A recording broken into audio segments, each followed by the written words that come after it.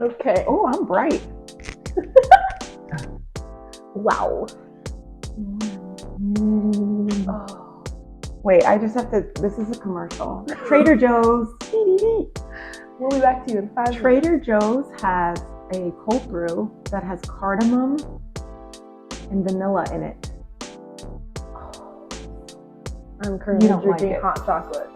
Swiss Miss in it with marshmallows. Welcome to the Through Her Eyes podcast. My name's Olivia. I'm Malia.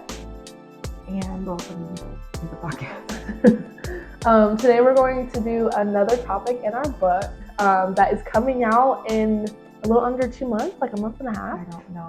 Soon. A time in the future, but this is the cover. If you haven't seen it, oh gosh, what do you like?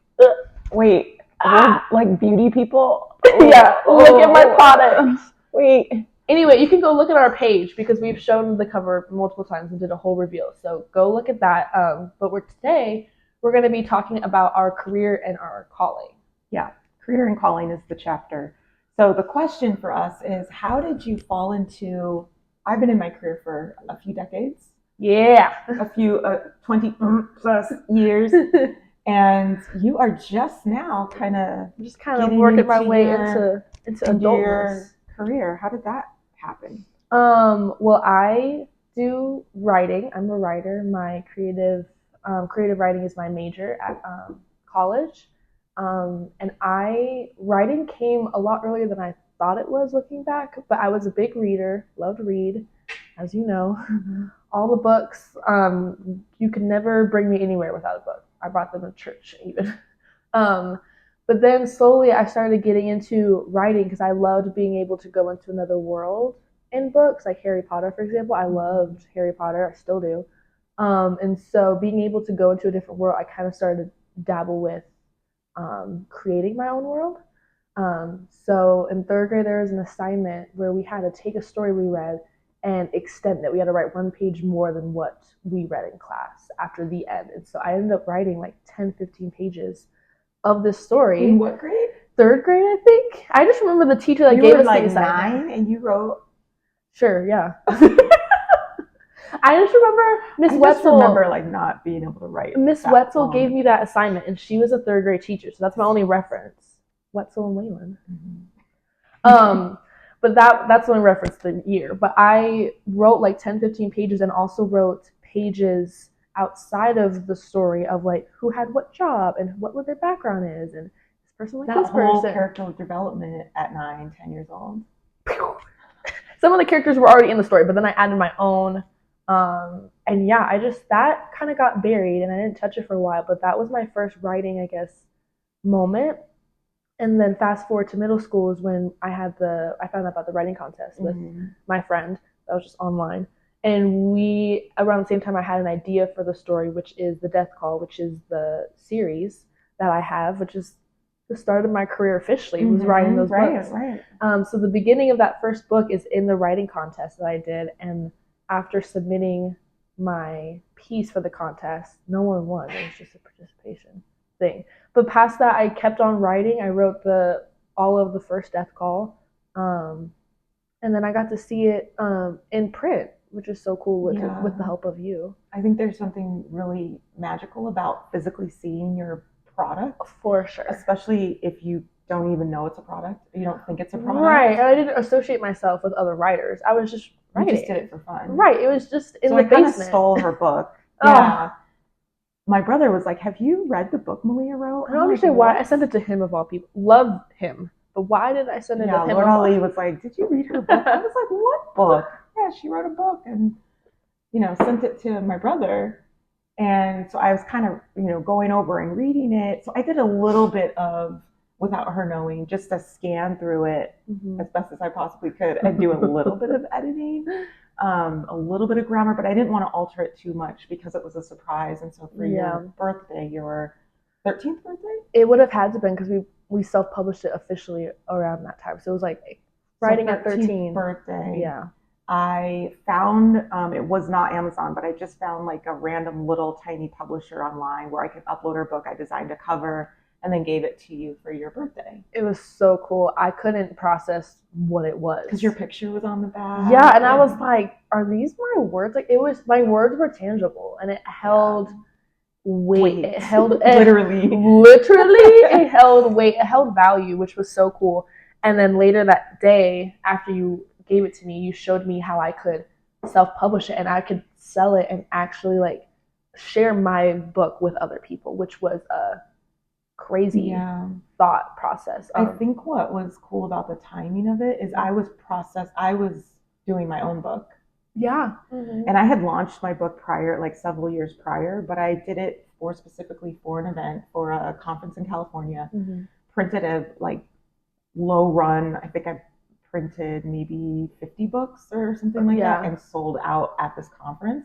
So then I went back to self-publish officially on Amazon, but it was right around that same time. I didn't realize that. So that we could like almost economies of scale and leverage the knowledge to be able to, like, I was doing it for my book, so then I knew how to do it for There's that photo with both of our books. I don't remember what event it was. It was something downtown. It was Women Entrepreneurship Day 2017. Oh my gosh. Yeah, we both had our books, and I was with the new cover. I remember I was you had a new cover, and I had a new cover. Like I had just relaunched and had a new cover. That is such a cool photo. Yeah, that's so cool how that both started at the first time. So I was doing that. I wrote when you showed me the first book and we started publishing that. I was already halfway through the second book, which such a long book. I just don't know how she writes. Like she sits, and this book is a testament to how different we are. She will sit and just write pages and pages and pages. Her second novel is literally, I'm not joking. She's thick. She's over 700 pages. It's crazy. And here I am like slaving away, like, dear God, please give me another word to put on this page. And then I'll look and I've been like writing all day and it's like 500 words. That book is the longest story that I've written to date. Like I have not reached that length of a story since then. Oh my gosh. I used all my energy on that one. But another cool thing for me writing wise, and starting to develop that as I want to do as my career, is I would start to sell them at different marketplaces, including the Young Americans marketplace, where there were other young entrepreneurs, which is so cool to see other kids, most of them under my age, pulling off some impressive stuff and actually making money and having a business out of it. And there was these two kids, I don't remember what they were selling, but it was a brother and sister. The brother was in a wheelchair. And for one of the Young American marketplaces, my memory, but he bought my first book at an event. And then when my second book came out, we were sitting. Wasn't it a year later? A year later, something like that. But where our tables were is his table was in another room across the hall or whatever. And so he comes out and he sees my table, and he, with his wheels, y'all, he was booking it. Like I was scared that someone else, not him, I thought someone else was going to get knocked over. He comes over, he's like, is this the second book from your first one? And I was like, yeah. And he's like, I need this right now. He was like, wait 1 minute, I'm going to go get money for my mom. Books it back over. And I was so confused and like almost on the verge of tears, because it's one thing to write a book in the basement. It's another thing to see it physically in a restaurant. It's like, oh wow, we did a print. Another thing to publish it and people buy it, but so many people who have bought my book I haven't seen ever again. Yeah.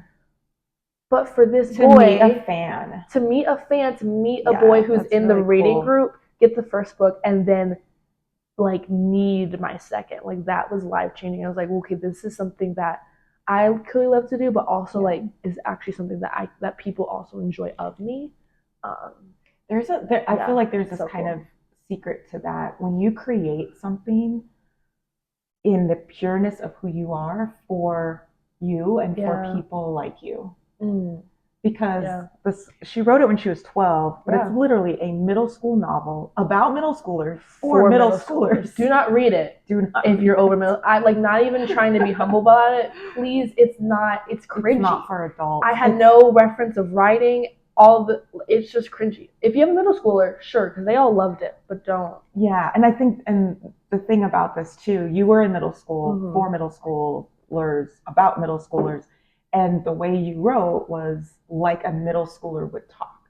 For sure. And so it was scattered. If y'all have middle schoolers, it's a the thoughts are a little scattered. But then she also did something that was kind of cool of having different fonts. And so like I did have different fonts. you had different fonts. So like in a text message, it would look this way. In a If it was a new handwritten day, note, it's a different. it would look this way. Yeah, if it's a new day, if this is an email, like all of these different forms of communication, and thinking about incorporating technology as you viewed it as a because that's what I would have done if this was a real story and I was actually in this book, because I based all the characters off of real people, so the main character is off of me, but I would text. I'm in the book, y'all. I'm so sorry. Like I have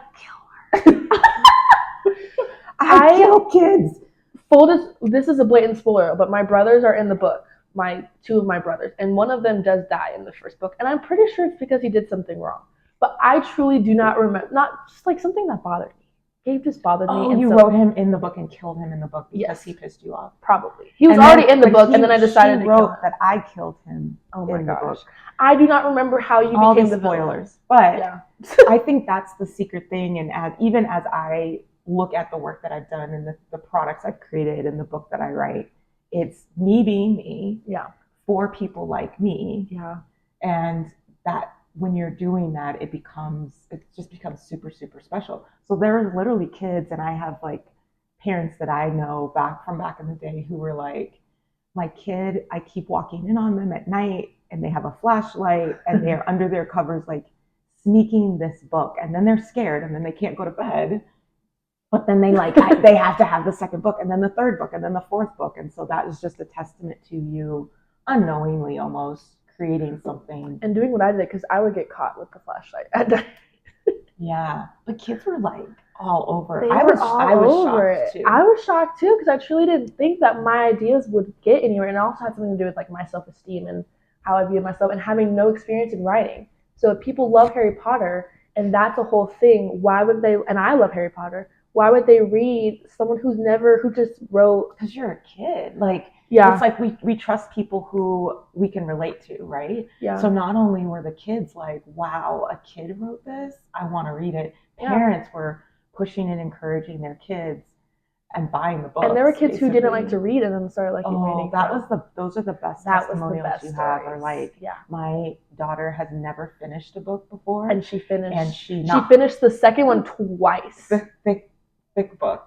Or my kids don't hate reading, they won't read it, and they won't put this book down. Oh, and it was so fun growing up with them too, because during that time I went to schools and got to talk with kids in different classrooms and tell them that it does not matter what age you are, like whatever dream you have, you can go after it, which was a huge part of not just writing, but it was so cool to be able to inspire kids during that process in the same breath as part of my calling with the gift of writing and growing up with them, because my last book came out COVID year, and I was in high school. I was 16, 17. Yeah. So to be able to grow up, and if I had to pick a book that I would reread, not out of force, but just the fourth one shows more of my growth as a writer and knowing my audience versus the first two. Because after that, I was like, okay, now that they've read my book, now I need to be like, okay, what do they want to see?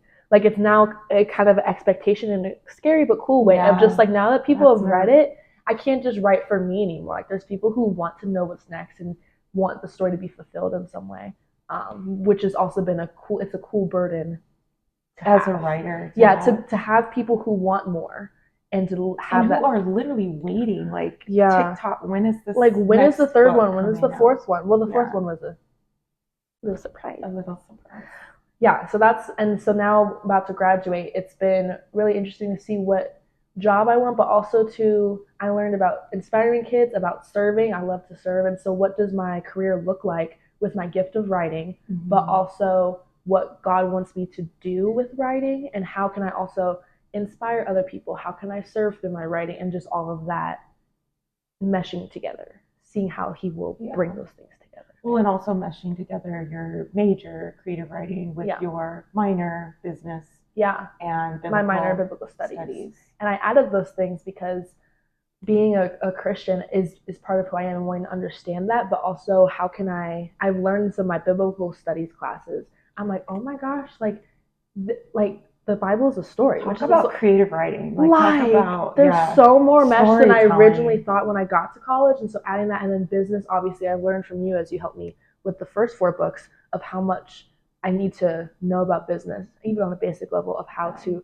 produce, how to publish, and all those kinds of things. So I'm so glad I added those minors. Even though it's more work, it's become more fulfilling and more knowledge for me moving forward. Let's kind of go backwards because we have some cool overlap in Oh yes, for sure. in how our parts of our career have been implanted and placed in childhood, specifically through Barbie, which is kind of crazy. And Hi, Barbie. Hi Barbie. Barbie. So if you think about the history of Barbie and being around for so many decades, when I grew up, I got several Barbie dolls, and for me, it was more of the creative process of I have these dolls, and I always wanted to be a fashion designer. This was the so fashion designer turn pediatrician turn marketing, et cetera, et cetera. As one does. As a kid does. But back in the day, back in the 80s, Barbie had a fan mail and a magazine, and the magazine cost $1.25 or something like that. You literally could pick it up at Safeway. I would walk down the street by myself as a little kid. That's crazy. That is crazy.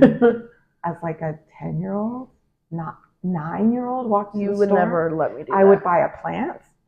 I would buy like a little plant.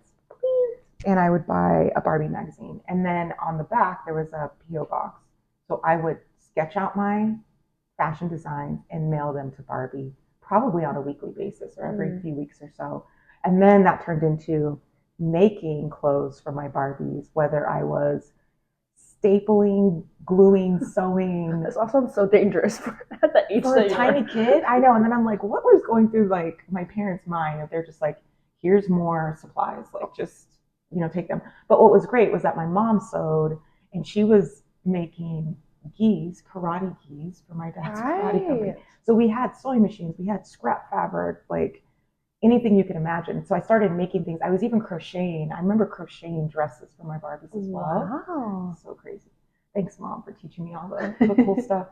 And that turned into now making clothes for myself. Mm-hmm. And in particular, my first experience with entrepreneurship was when I wanted to make upcycle a pair of jeans. And this is like, it's funny to see trends come and go. This was the 80s. I was 12 maybe. And then fast forward 15 some years later, like seeing that trend out in the world. But you've seen this where it's jeans and you cut off the jeans and then there's fabric that like makes up the rest of the skirt. I was way before my time. So I found a pair of jeans in the trash. They were my brother's. Whoa. King Saya, you know who you are. They were my brother's pair of jeans, and they had holes all in them, and so he wasn't allowed to wear them anymore, had to throw them away. So I pull them out of the trash, I cut the legs off, and I'm like, getting to town, I'm sewing this like, it's black jeans with pink fabric with flowers on it. So I'm creating this skirt, and he's like, those are my jeans. And? They were in the trash. And he's like, yeah, but those were mine. You need to pay me for them. This kid is 12. Like, we are 12 years old. And he's like, you need to pay me for those jeans. And I was like, but I've already transformed them. Also, did King Saya buy his jeans? No, of course he didn't buy his own jeans.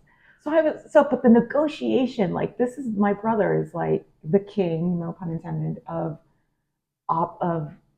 being an opportunistic negotiation, whatever. Sure. So anyway, at the end of the day, I ended up having to scrounge and pay him 50 cents for the cut up jeans that Marley would charge me like $15 into the garbage.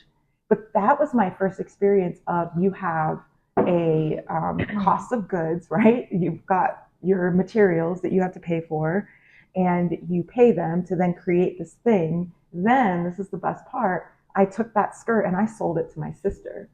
So, so this is like this literally example of entrepreneurship, of creating something and then selling it, of upcharging, all of those types of things. And that like then led into just entrepreneurship and creativity. So I would say Barbie was probably that initial spark of that creative piece that literally has kept me through my branding and storytelling career. Wow.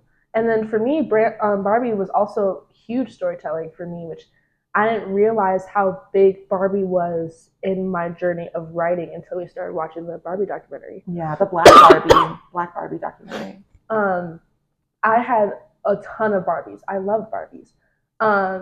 And I only had one Ken and one Justin Bieber, but I would. Wait, you had a Ken and a Justin Bieber. Look, I was a believer, okay?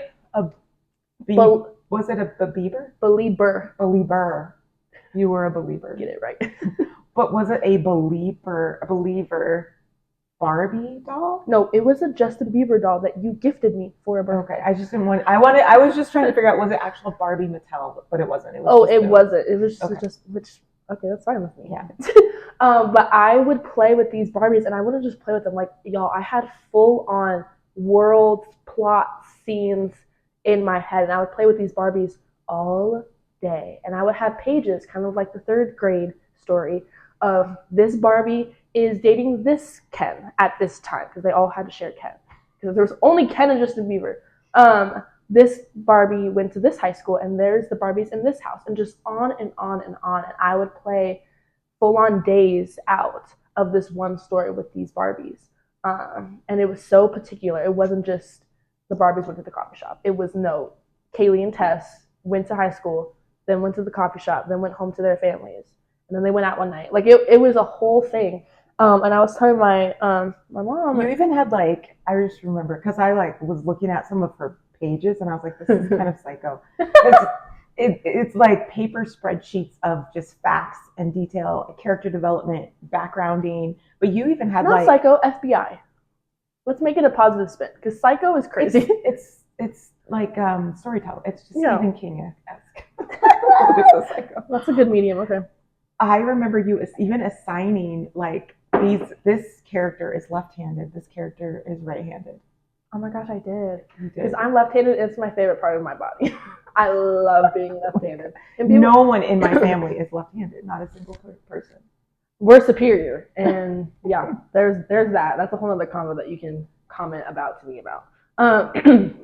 But yeah, that was my whole integral. And then when we were watching the documentary, I realized of these 25 Barbies, I had like 2 black Barbies, and one of them, not half count, that sounds mean, but there was a mermaid Barbie that was black. Those are my 3 Barbies. Mm-hmm. They were never the main character. Right. They were never the center of the story. They were always tacked on the side. Jasmine always stole Ken. Jasmine, as a black Barbie, never had Ken. She was always the side chick. She was always the side chick. She was always the one that ruined the plot. Yeah. Plot twist every single time. And so we were watching this documentary, and we started the idea of writing this book, and I sat there and I was just like, I was the puppet member. I had full control over my Barbies and over my story. When I went home after school and got to play with my Barbies, they could do whatever I wanted them. And they did a lot of things in the different houses that we lived in. Mm-hmm. But the one thing as a black woman that I never even thought to do was to put a Barbie that looked like me at the head of the story. Yeah. Not one singular time, maybe one time. And so looking back, it's just like, oh, like it's such an interesting and kind of heartbreaking thing of just like Barbies was such a huge storytelling part of my life. Right. But I never used it to my advantage. I never let myself be the star. All my blonde hair, blue-eyed Barbies, they were pretty. And they had Ken, and they were the star. And the Jasmine was just kind of Did Jasmine have a job? Like, did your black Barbies have jobs? They were usually in school because I was in school. If they ever did have a job in one of my stories, they all had jobs. So it's not like she was treated like a black woman in terms of like she didn't have an opportunity, anything like that. Particularly with romance, because I'm a big romance person, and we talk about that in the love chapter heavily. So romance was the center of all my stories because that's what I wanted. And Jasmine never had the guy first. But she went to school like everybody else. She wasn't at home. That was the only difference, was that she never, and then we talked about this kind of in Love too, in Blackness, about how it was always Ken, a white man, with a white woman, but it was never Jasmine with Ken. Almost never. Yeah. So that's very interesting. And that's a societal thing. So that's a society thing. You can't blame yourself it's just like that perspective. It is sad. That I didn't see it enough. Or even the black documentary where we were just like, man, they finally came up with the black Barbie this many years later, and she's still second. Well, and what's crazy that I didn't realize, I didn't have a black Barbie young. Mm-hmm. I was in college when I actually like searched for Black Barbie, and I remember having to drive from Aurora or from Boulder to Aurora to find a black doll Wow. to then put my CU cheerleading uniform on that I bought in Boulder with the white Barbie doll. I Like, love that to do Barbie, by that. the way. I love that Barbie. It's in your room, isn't it? It's in my office. Oh, yeah, you're right. Yeah. I love it. But realizing through the Black Barbie documentary that there was a Black Barbie way back in the 60s, actually. But nobody knew about her because they wouldn't put marketing dollars behind her because they didn't think anyone would buy her. And also, she was never Barbie. For the longest time, Her name wasn't Barbie. Barbie's best friend. It was Barbie's cousin, even. Like, anything under the book other than her getting to be Barbie. Yeah. Which is crazy. Why, now when you watch the Barbie movie, every single woman in that world, they're all first name is Barbie. Their name is Barbie. Yeah. And that's the backgrounding on that. And that storytelling for me evolved into my writing because for the death call, like I said earlier, all of the characters in that story were based off of real people, including the main characters was based off of me. And then I think finally you were asking me one day, I don't remember what the topic was, but you asked me, is my character Black? And I sat there and am I Black in my story where it's based off of me? Am I Black? And I was like, because my name was Melissa in the story, so I changed it because obviously all the names are different. But I was like, oh, you're like, and in my head I was thinking about it, I was like, when I wrote it, and it wasn't necessarily Melissa's wife, but as I wrote the book, it was never a Melissa is me, and that means Melissa is Black. You just didn't connect with that. It was just based on Melissa had my personalities and had my family, but then I was just like, I didn't even write her in as the Black girl that I am. How do you feel about that? It breaks my heart. Like it shouldn't. It does break my heart. It's not my fault. It's just how I grew up. It's what I was surrounded by. It's what I learned from childhood with the Bio-Reads. It's just still sad that I didn't even think in a story where I still had full control like the Barbies. And not only that, but the character was me. And I didn't put her as a Black woman. And I love that you didn't connect those dots. And here's why. And we talk about this. We have an entire chapter on Blackness and being a Black woman. We talked about this. We've talked about this before. If you haven't seen any of the other episodes, and definitely buy the book. But the fact that you can, at given different points of life, move about without wearing your Black woman goggles, I think is very freeing and liberating that you could do that. Yeah. The fact that you wrote an entire series and an entire book around a character that is just Malia. Yeah, it was just Malia, and it doesn't have this label of Black girl on it. I think that is beautiful and freeing. Not that you don't know you're Black and you don't appreciate parts of that, and that you don't, love and cherish your Blackness, but the fact that you could do that and be like, this character is Malia, is beautiful. And that's something that I want to be able to accept and love about not wearing goggles, because like we talked about Blackness, I feel not ashamed, but just kind of saddened that I don't acknowledge my skin, like you just said. But it is a freeing thing of just like Melissa's Melissa in the book. Yeah. Malia is Malia. In the chapters, I didn't intentionally think about each chapter I wrote, and I was just like, I'm going to bring about how Blackness has made me feel in career or in loss. In my head, it was just like, I'm going to talk about loss. And then when you're talking about for you, it's just like, it's very obviously, plainly, truthfully in every chapter for you. And I think when I say it's freeing for me to think about you, I feel like I can't take those goggles off. Yeah. And that's my own self. That's like my own issue of I do not walk, navigate, move, breathe, live, do without the lens on my own eyes of I am a Black woman. Yeah. And so that can be a little bit debilitating sometimes. Yeah, somewhat limiting. Limiting, yeah. It could be limiting. It can be almost like sometimes you have shackles on. But I have the ability and the power and the freedom to be able to take those off. Even though society will always look at me and see me as a Black woman, I don't have to operate that way all the time. Yeah. Well, real quickly before we wrap up, I just want to talk a little bit more about your career, because what you do is so amazing and important currently and as you got to this moment. So past the Barbie and the storytelling and the fashion and the pediatrician, Pediatrician was like 2 seconds. How has this past 20 years later of marketing and branding helped you find your purpose and your calling and what that looks like for you? You know, I think what's really cool is like with your foundation of storytelling, and that's like where your career and path and even purpose has been. Storytelling has been a part of my purpose this whole time as well. Yeah. From a branding perspective, storytelling being so important. And right out of college, I was able to really dive into what does branding really mean and how do you talk about this mug in a way where people will choose it over this mug, even though they hold the same liquid. You know what I mean? And that I kind of got like really excited and geeked out over the psychology around that. How do you pull on people's heartstrings and emotions and come get this mug and buy something you don't need and all that stuff. So there's like this use your power for good instead of evil sort of notion around marketing, advertising, branding, etc. But storytelling always being a part of that. And I've done a lot where I've worked with consumer packaged goods and selling things and food and products to helping women entrepreneurs talk about themselves, which is really hard to do. It's hard to not only toot your own horn, but it's also very hard to get outside of yourself and outside of your body and say, this is what makes me different. This is how I can talk about myself, to have people choose me over this author, this business, this whatever thing, this product, this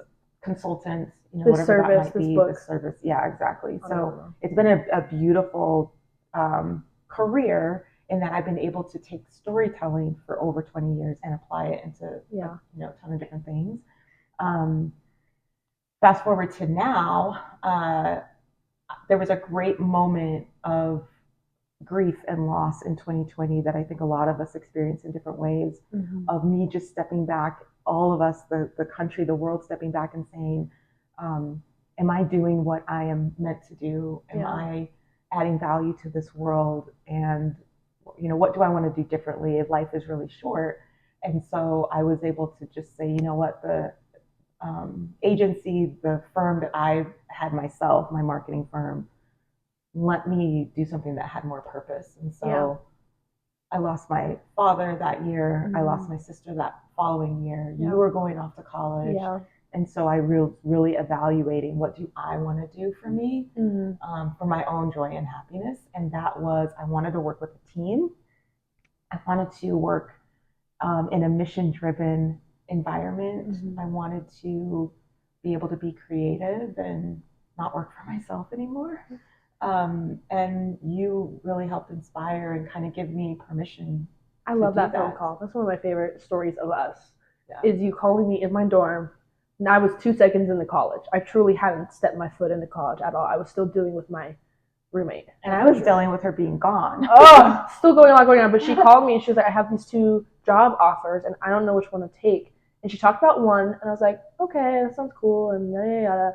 You talked about your current job and I could see your eyes light up through the phone. Your voice went a whole nother octave. An octave higher in a good way. Your voice just you lit up in every single way possible. And I was just like, Mom, I'm in college and college is gonna bring a child and I still need you, but I'm good.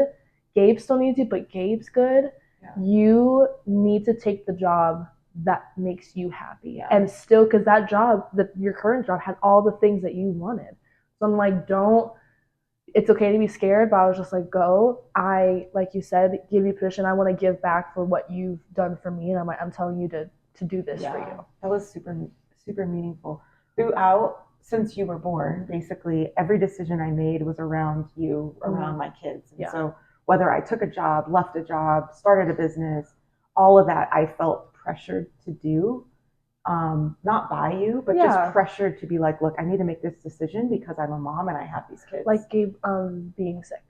Yeah, Gabe at 11 months old being sick to the point of I had run out of my vacation time, run out of sick time, run out of everything, and was forced by my job to physically be in the office. This was, back in the day.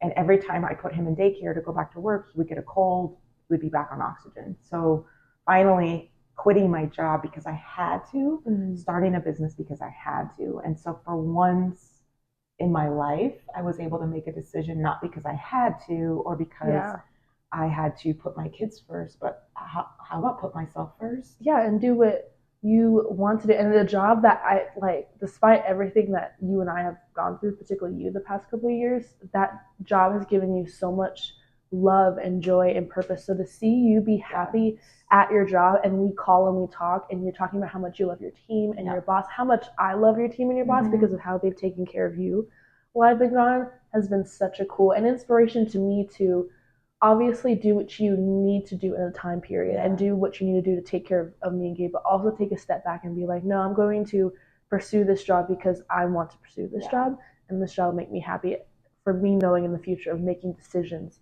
off of what I need, but also what I want instead of what other people expect of me. Right.